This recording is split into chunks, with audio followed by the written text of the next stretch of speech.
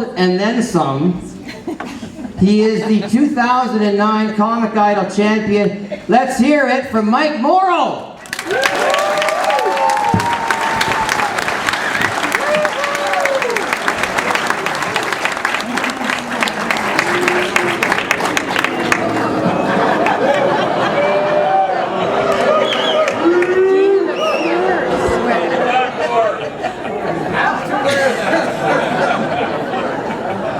I hope you enjoyed the show. I'd like everybody to meet my mom right over here, who came to hear my booze. Would you like me to take my jersey off? Yeah! Keep going. Keep going. You're the sexiest man to ever say that to me. Anybody that's known me, this is the fourth time I've spoken here at the Finlandia Club, and I have had a great time picking on the Toronto Maple Leafs. And now that Montreal's 12th in the Eastern Conference and Toronto is 7th, I would like to congratulate all Toronto Maple Leaf fans on their success on the road to the Stanley Cup. I'm very, very excited for you that you have the possibility that you just might be able to get a picture of the Toronto Maple Leafs and the Stanley Cup together that's in color.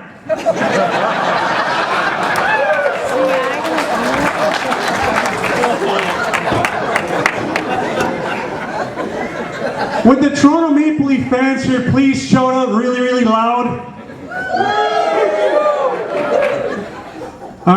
While I'm on the topic of the Toronto Maple Leafs, I'd like to mention that 50% of the population has below average intelligence. I was in Tampa, honestly, about 2 weeks ago, and I had tickets to see the Tampa Bay Lightning play the Montreal Canadiens, and we went downtown and had dinner before the game, and we left the tickets on the dash of our car.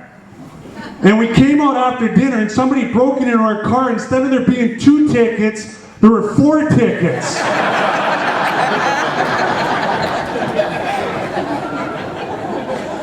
Now, we went on a cruise. Has anybody here ever been on cruises?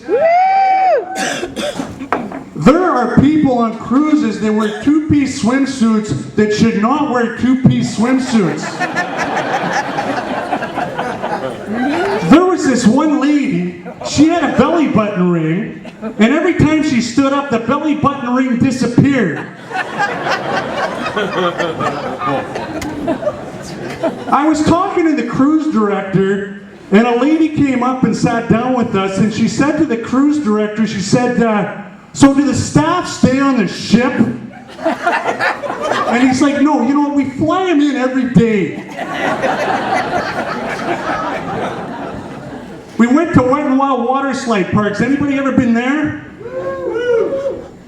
Does anybody have kids here? Listen, if you have children, never ever sit in front of your computer with your kids and Google the words wet and wild.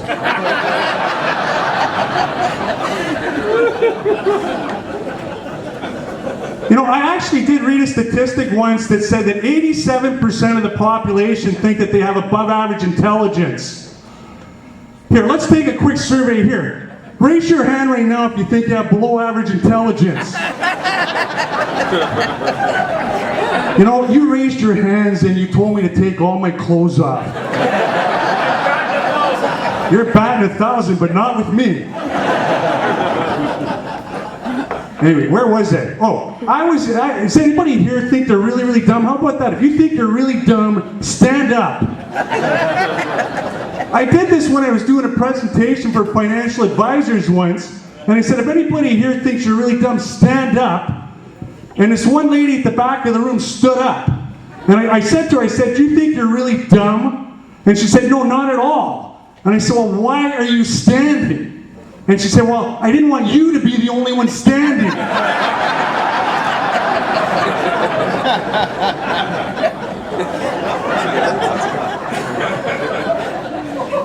You know what I like to do whenever my blood pressure's low? Whenever my blood pressure's low, I like to go shop at the superstore. I remember going there in the winter once with my 2-year-old daughter, and we parked at the furthest corner, and I'm ripping up my frozen floor mats trying to find a loonie so I can buy my cart. I'm pushing the cart in, my daughter decides to lick the cart and gets her tongue stuck to it. Here, try this. The next time you go to the superstore, go buy all your groceries, pay for all your groceries with a credit card, and when you're all done and you're bagging up your groceries after you've paid, say to the cashier, say, you know what, I need 6 more bags, and hand the cashier your credit card. And they'll go, excuse me, do you have any cash? Say, you know what, yes I do. I have a loonie, but it's stuck in my cart. Now, speaking of credit cards, I had one of my clients, his wife got robbed, and they took all her credit cards, but my client didn't turn the guy in when he caught him. And I said, well, why didn't you turn the guy in? He goes, well, he's spending less than my wife.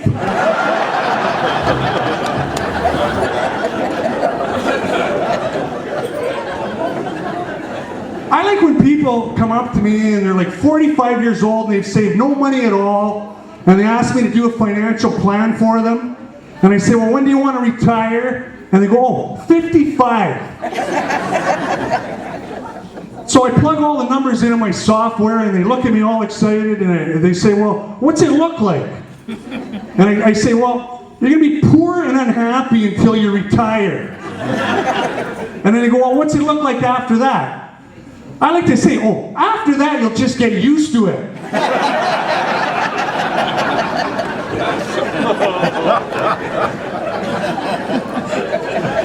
You know, this global downturn, it's been really, really tough. Morrow ended up getting bought out by Bank of America. And I was kind of hoping that they would get bought out by Nesbitt Burns, and they could change the name to Lynch 'em and Burn 'em.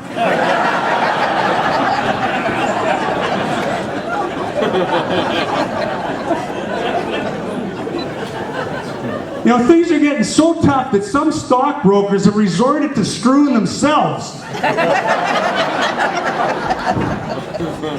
I had this one old lady come to me once to apply for some life insurance, and she didn't speak English very well. And I was asking her the health questions, and I said, well, have you ever been sick? And she said, I'm sorry, I don't understand. I said, well, have you ever been under the weather? And she said, you know what, I'm sorry, I don't understand. And I said, well, have you ever been bedridden? And she said, oh, hundreds of times, and once in the back of a buggy.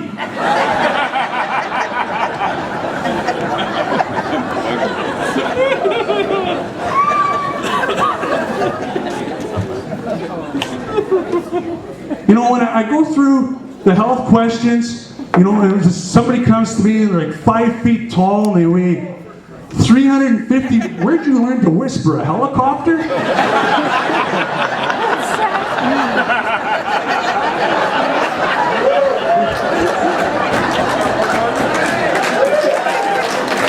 So let's see. You think I'm sexy? Okay. What else is there? Where? We're back? Okay, good. You sure? Like you don't want to like check Facebook and see what food your friends have eaten today, Annie?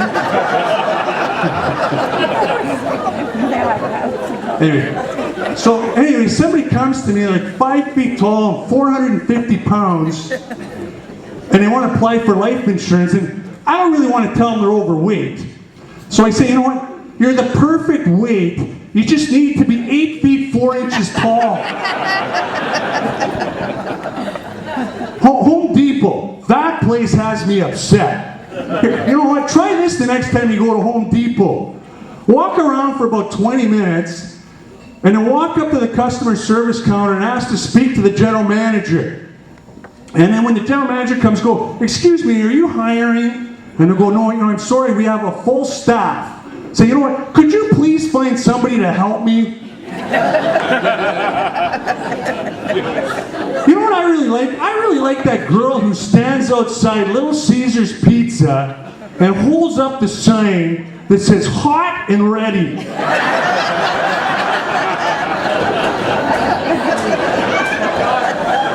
That's your daughter? She's way hotter than you. You should get like a backstage pass next time.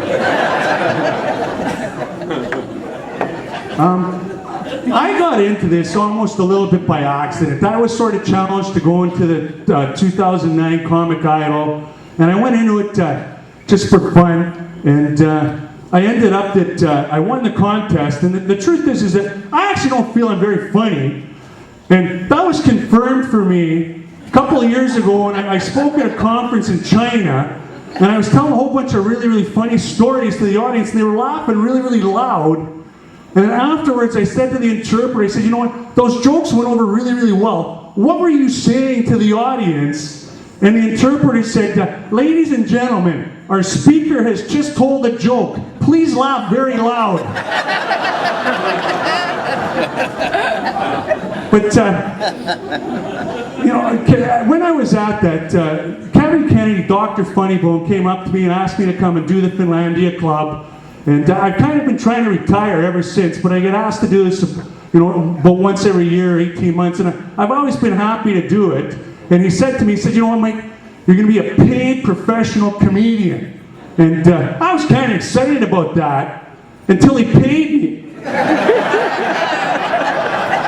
And then I thought about how much money I used to make in the good old days when I had a paper route. But I did want to end my set on a little bit more of a serious note and just let everybody here know from the bottom of my heart that Kevin Kennedy, Dr. Funnybone, helped so many people, young kids especially in Thunder Bay, by being a role model for them when they needed guidance as a karate instructor, and he's raised specifically for cancer through this over the years literally thousands and thousands of dollars. And I was at his funeral, and I was really, really proud to see all the firefighters lined up right on both sides. He went outside, and there was at least another 50 firefighters, and the entire church was just packed. And then when they were talking about him, he has given so much back to Thunder Bay that I just publicly wanted to just pay tribute to him and have you all do the same, because he was absolutely a fantastic human being. Thank you very much.